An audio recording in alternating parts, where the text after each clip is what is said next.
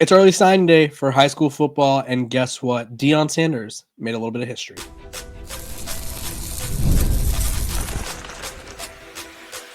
You are Locked On Buffs, your daily podcast on the Colorado Buffaloes, part of the Locked On Podcast Network, your team every day. What is up, everybody? This is Locked On Buffs. I am your host, Kevin Borba. You could start the season with a big return on FanDuel. New customers can place a $5 bet, and you'll get started with $150 in bonus bets if you win your first $5 bet. Visit FanDuel.com to get started. We are also brought to you by the Locked On Podcast Network. It's your team every day for free and available wherever you get your podcast. So make sure to like, subscribe, and follow, and join my loyal pack of everydayers. It's my everyday listeners who comment, who subscribe, who we have some fun in the comment section. It's what we do, and you guys support me, and the show would not be possible without you. Let's talk about how Deion Sanders made some history on Wednesday by signing five-star quarterback Julian Lewis. According to Rivals, he is now the highest-ranked recruit in Colorado history. So not too shabby of a replacement for Mr. Shedeur Sanders, who I talked about replacing on yesterday's episode. I think it's going to be complicated, right? I think Julian Lewis is the right guy, but I also think Colorado needs to get a lot better, a whole lot better around him in order to make his transition from high school should be junior, high school should be senior, to elite college quarterback, right? It's going to be quite the journey for Mr. Lewis. So I wanted to run down Colorado's recruiting class with you guys, talk about my favorite recruits, and talk about any of the guys who I think will make immediate impacts. Let's start with the one departure that we had. We all knew was coming. Alex Graham. He flipped to USC. I think he kind of, it's one of those scenarios where I think him and the coaching staff maybe lost contact a little bit. Other programs came looking for him. I know he was a Michigan sort of lean at one point, but he's ended up going to USC to play for Lincoln Riley, who is not taking the UCF job, according to himself today. Because that was a rumor, right? I think, as we all know, if you guys didn't know this, UCF is currently coachless because Gus Malzahn decided to resign and go be the offense coordinator at Florida State. So now UCF is in the market for a coach. They're looking at Scott Frost, and I guess they also kicked the tires on Lincoln Riley. Enough with the Knights talk. This is Locked On Buffs. I know what you're saying. Let's go through Colorado's class and talk about where these guys rank, what I think their impact will be, and more. I'm using 24/7 Sports as my preferred ranking method, and according to them, Colorado currently has the 37th class in the country. Not too shabby, right? They only have 14 commits, but when you look at the quality of the recruits that they have, it's pretty darn good. I think a lot of the times I think you look at maybe the number of commits, or it's like, oh, look at our class is ranked higher. It's like, yeah, well, your class has an average recruit grade of an 87. Colorado's is a bit higher than that. So I'm going to run through these recruits. Starting with Julian Lewis, the man of the hour, the recruit that they worked so hard to get. And honestly, I think he may be the recruit that may have helped keep Coach Prime in Boulder, right? I think there's a lot of questions as to, like, would Coach Prime leave Boulder? And it's like, well, why would he stay, right? He doesn't have a quarterback. His sons are leaving. His son is his quarterback, and he's leaving. Double whammy. Travis Hunter is leaving. It's like, why would he stay? Well, now he goes all in on a five-star quarterback, ends up getting him. They have him on 24/7 ranked as a 4-star, but on Rivals, he's a 5-star, and I believe ESPN as well. So he's a borderline high 4-star or high 4-star or a 5-star, depending on where you look. Julian Lewis is probably going to get the keys to the program, right? I think him and Shedeur took that picture where Shedeur is like handing him the keys, like the Salt Bay guy, where he's like, here you go, keys to the program, right? He's taken over for Colorado, and I think they're going to need to do a lot better job of building the offensive line around him, because I think the offensive line this year was still pretty bad. But I think Shedeur Sanders is one of the most gifted quarterbacks in terms of pocket presences I've ever seen. And so I think he somehow masked the weaknesses of this offensive line. But for reference, I'm gonna pull up how many times Shedeur was sacked, because it was still a lot. I just think a lot of the times with Shedeur, he was able to make things look better, which, I mean, as you wish any quarterback could. He was sacked 38 times this year. There was a few times where they were his fault, but that's still less than the 52 times he was sacked last year, but it's still ranked as one of the worst in the country. So kind of a improvement, but not really. So Julian Lewis, I expect him to come in and start right away. I personally think that they need a veteran quarterback behind him who is a little bit proven, but as we all know, Julian Lewis is coming to Colorado to play right away, so he doesn't want to sit behind anyone. But is it smart for the 17-year-old or 18-year-old? I think he's going to be 17, turning 18, to play right away. I guess we'll find out, right? Julian Lewis, there's a reason he reclassified, right? He felt like he was ready. Next recruit, Chauncey Gooden, 4-star interior offensive lineman out of Lipscomb Academy, Nashville, Tennessee, ranked 194th in the country, 11th player at his position.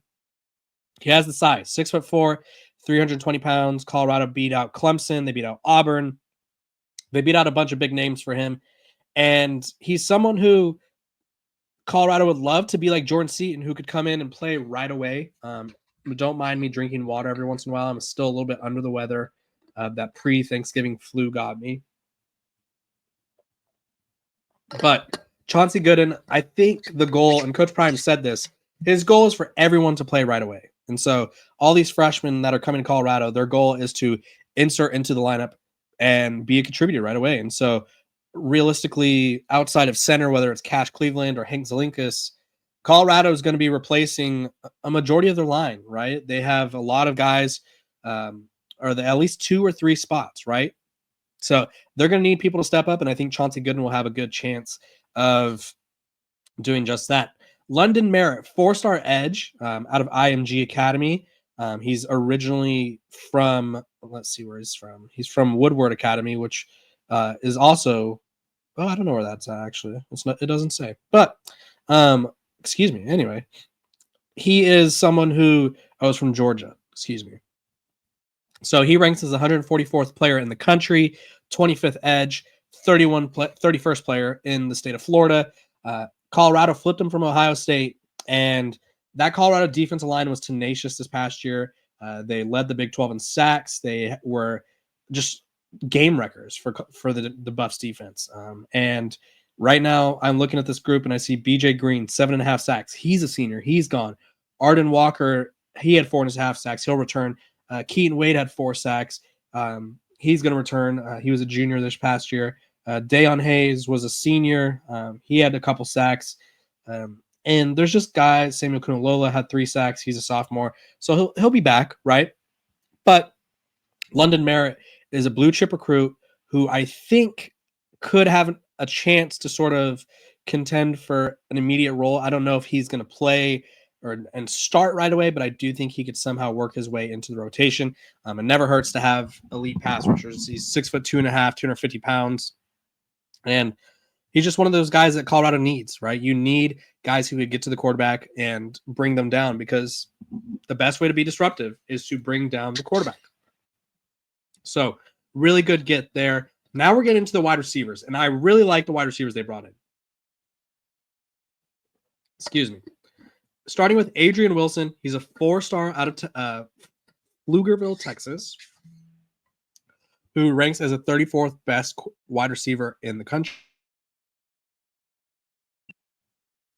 He stands in at 6 foot 170. Listen, Colorado needs all of the wide receiver talent they could get. He's also a track guy. Ran as a freshman, ran an 11.40 in the 100, ran a 23.38 in the 200, and also high jumped a 5.8. So pretty darn good, pretty athletic, and he's one of those guys where Colorado has Omarion Miller coming back. They have Draylon Miller coming back. They have Cam coming back. They have Baby T.O., who is yet to play, but he's going to be there. He's going to be healthy, hopefully. Terrell Timmons.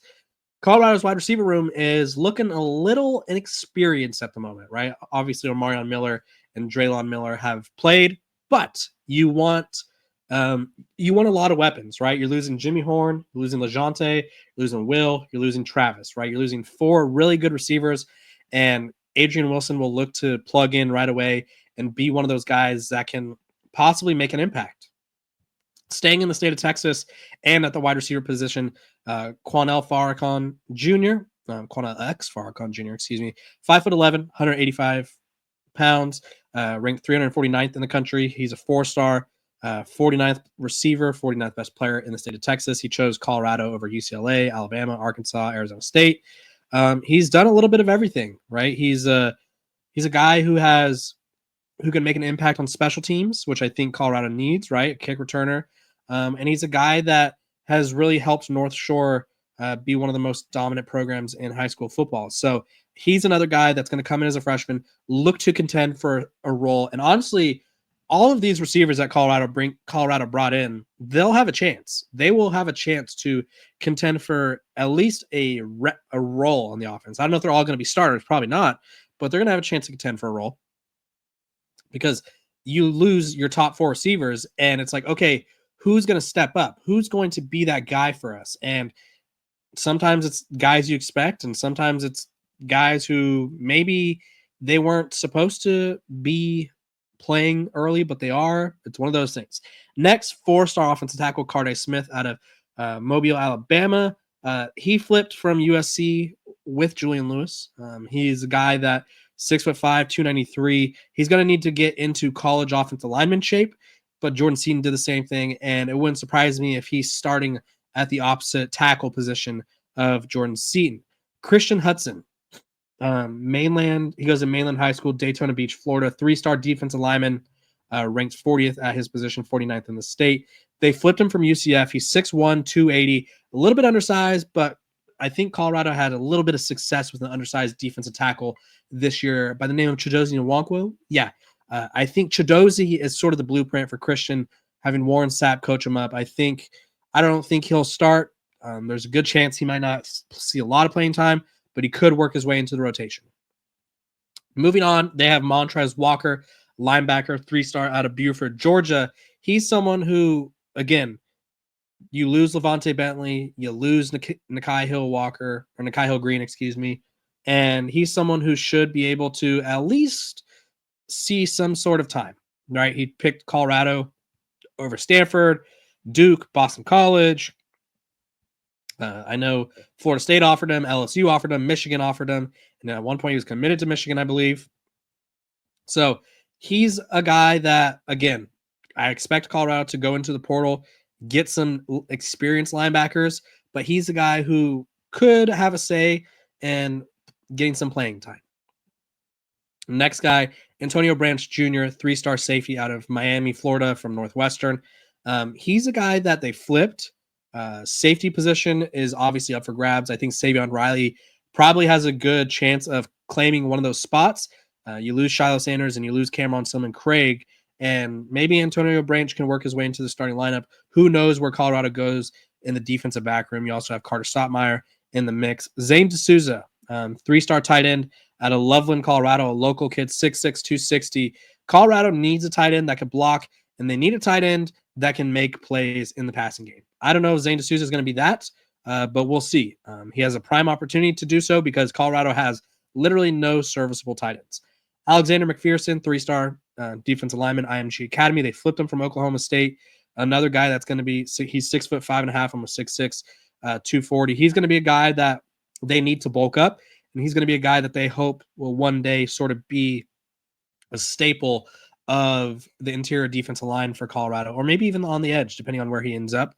He did lead IMG in sacks this past year, so he's clearly had a big year for the Ascenders. Quentin Gibson, 3-star receiver out of Fort Worth, Texas. He's 5'8", 165, and he's exactly that LeJontay Wester, Jimmy Horn type where he's all speed. He has like 30 touchdown catches this year. He's a guy that I think just because of how fast he is, you find a way to get him on the field. Corbin Lazier, tight end, 3-star, 6'5", 225 out of Tennessee. Again, same thing with Zane D'Souza. They need blocking. They need pass protection. They need players who can make plays in the offense. And whether or not that's him, we'll find out. And then lastly, they have Jay Gardenhire, 3-star offensive tackle. He's 6'8", 350. Both not left tackle, but the right tackle spot is up for grabs. Can he claim it? We'll have to wait and see. When we come back, I'm going to be talking about the problems that the college football playoff is having because I think they're pretty bad. This episode of Locked on Buffs is brought to you by our sponsors over at Better Together. Hate the team that you drafted in season-long fantasy but want to stay in the action? Introducing Better Together, the first cooperative daily fantasy sports platform where teamwork triumphs talent, and you could play with your friends, not against them. Pick more or less on real-time player stats, strategize with your partner to boost your odds, and climb the leaderboard together. So grab a friend and join the social daily fantasy sports movement at Better Together. Better Together is the first cooperative daily fantasy application. Better Together provides a sense of camaraderie and enhances the social experience of watching sports. Download Better Together now from the App Store and sign up using promo code Locked On for a free $10 entry in any NCAA football or NFL contest. Play with me in the Locked On College Football Saturday Games contest this Saturday. Remember the code Locked On because winning alone is fun, but it's better together. Download Better Together, and we are going to have a lot of fun because obviously, who doesn't like winning money and who doesn't like playing or beating your friends? So go check them out. Welcome back to Locked On Buffs. I appreciate you guys for tuning in every single day, making me your first listen of the day. We're free and available wherever you get your podcasts. Make sure to like, subscribe, and follow. My everydayers, you know who you are. You make the show possible. You support. You like. You subscribe. You comment. All that jazz. I appreciate you. Wouldn't be possible without you. Let's talk about the college football playoff problems that we're running into right now. I think we all could have foreseen this coming, foresaw this coming, whatever it is. And it's one of those things where I don't think we'll ever be happy, but I can tell you right now, the current college football playoff format is not it.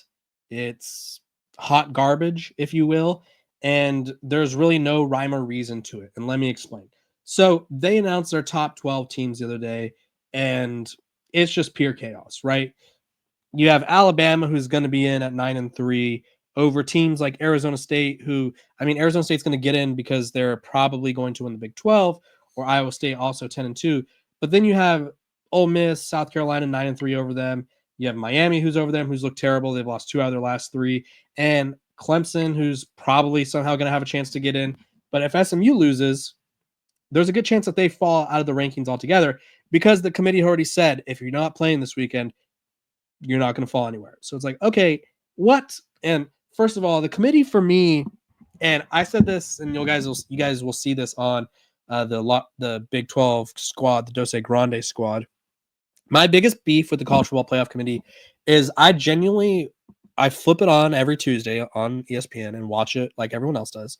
I genuinely don't understand what their criteria is, and I don't think they understand what the criteria is. Like some weeks it's the eye test, some weeks it's strength of schedule, some weeks it's, hey, they looked good, right? And it's like, why can we not just get rid of these subjective meetings and committees? And like every time there's a committee, right? To quote the great Mike Leach, may he rest in peace, we in America love committees. I don't know why that we love them though. This is me speaking now because committees are stupid. And I don't understand how we consistently rely on humans to make these decisions. I think they need to expand the playoff by 4 teams, get it to 16. I think you need to have all of the conference champions in it because realistically, it's crazy to me that some conference champions are overvalued. I also think that just rank the teams. Like, stop being like, well, we're going to rank this conference. Just rank the teams after every round, right? So if you want to do the bye weeks for the conference champions, guess what? Re-rank the teams after, because I'm not loving this like path that the 5th seed of the playoff has, because it's probably going to be Notre Dame. They're going to play against the 12th seed. Then they're going to have an easy path. Like, it just makes no sense. Like, there's no, like, the teams that have an advantage or should have an advantage don't have an advantage. The teams that should not have an advantage kind of do, and it really makes no sense. And honestly, I think they need to change the format. I think they need to change the voting system. I think they need to bring back the BCS computers where it's like, okay, we're going to grade the teams or rank the teams, excuse me. You could still keep the format of like the conference champions and stuff like that. But the fact that it's so unclear, the fact that we are continuously valuing the brands of conferences over the actual product on the field is mind-blowing to me. And I just feel like it's doing the sport a disservice. You guys comment below. Do we need to revamp this college football playoff? Because I'm not loving it, right? I'm not loving it by any means. When we come back, I'm going to be talking about the Big 12 championship, who I think is going to win, what I think is going to happen after it. This episode of Locked on Buffs is brought to you by our sponsors over at FanDuel. Get ready to tackle the NFL action with FanDuel, America's #1 sportsbook, because right now new customers can bet $5, get $150 in bonus bets if you win. The FanDuel Sportsbook app gives you everything you need to place live bets on the NFL all in one place. So when you get a hunch in the middle of the game, you can check out the latest stats, view live play-by-play, and so much more on the same place where you place your bets. Just visit FanDuel.com to join today. That's FanDuel.com to join today.